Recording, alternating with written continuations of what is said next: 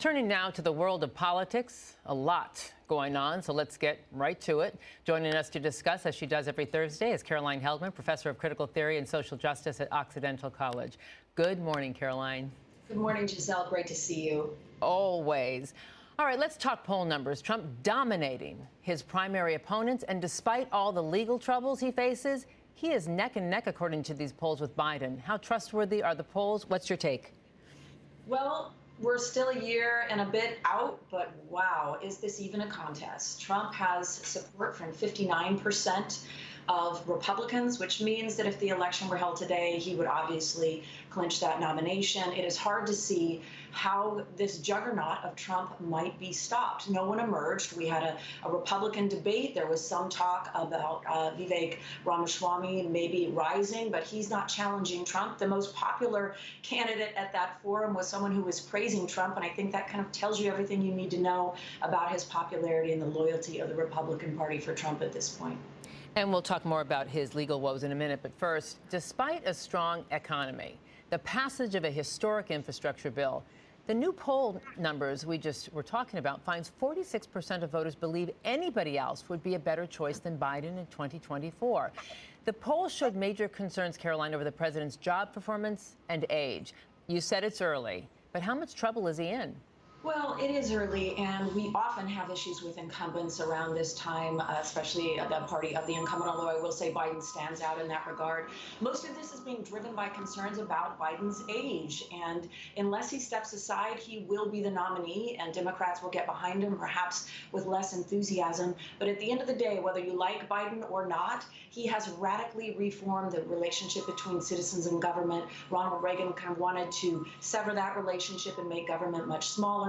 Biden very clearly and directly shifted that. Government is playing a bigger role in our lives today than it was prior to him getting elected. So history will tell a different story of Biden, but it'll be a close race. It was a close race in 2020.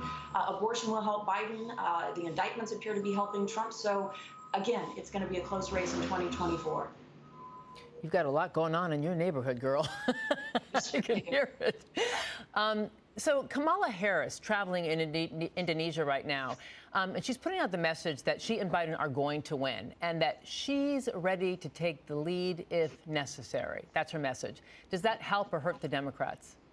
Well, I don't think it helps at this point in time. If you look at the polling, Kamala Harris is a drag on the ticket. She is not seen as competent and ready for the presidency. I will say that as a woman of color, I think she's being held to a different standard. Vice presidents typically have almost nothing going on in terms of policy or responsibility, and their polls don't look like this.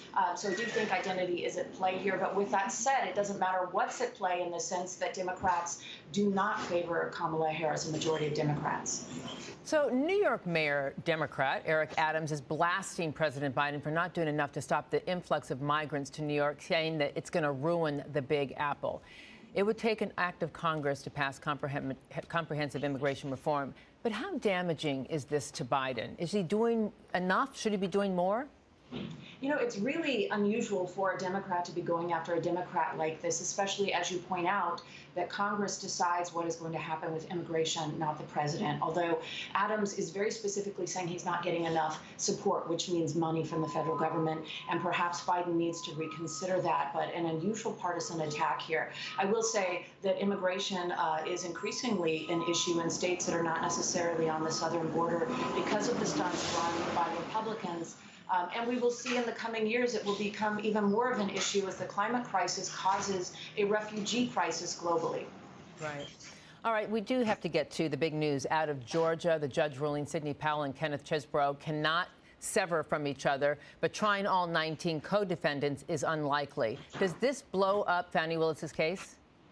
You know, it does in the sense that she is going to try the exact same trial at least twice. We know that Chesebro and Sidney Powell's case is going to start in October 23rd at the earliest.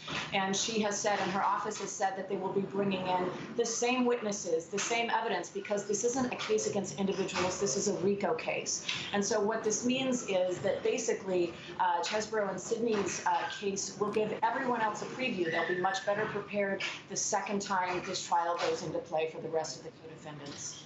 I want to ask you about former Arkansas Governor Mike Huckabee saying the next election will be decided by bullets rather than ballots if Trump does not win.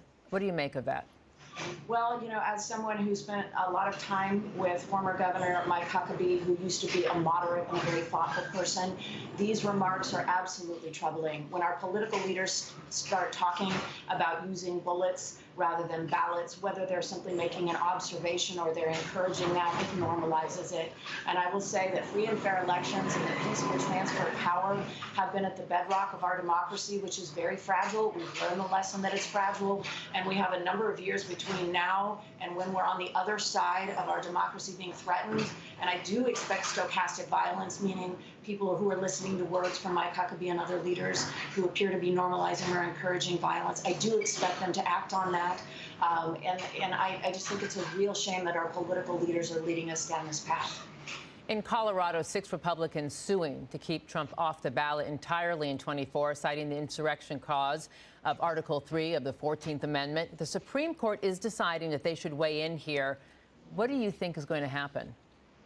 I would imagine that the Supreme Court will not want to decide the outcome of an election, which is what this would be. As you know, this particular article means you can't run for public office if you've engaged in a violent insurrection, and various states are trying to keep Trump off the ballot.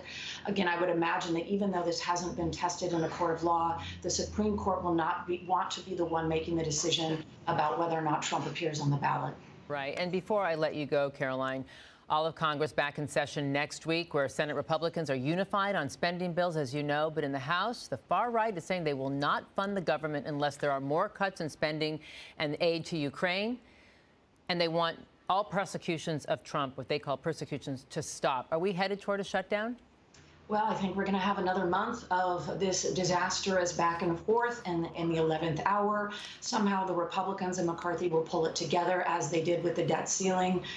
It's a shame that every time we get into this position, things that are pretty standard or normal procedure get held hostage by a small number of extremists on the Republican side, and this is McCarthy's headache. But I would imagine that we would not have a shutdown given the catastrophic both economic and political consequences that would land on the Republican Party for that. Well, we'll be weighing in on it for sure next week. Caroline Heldman, professor of critical theory and social justice at Occidental College, thank you so much, as always, for joining us. We appreciate you. Thank you, Giselle.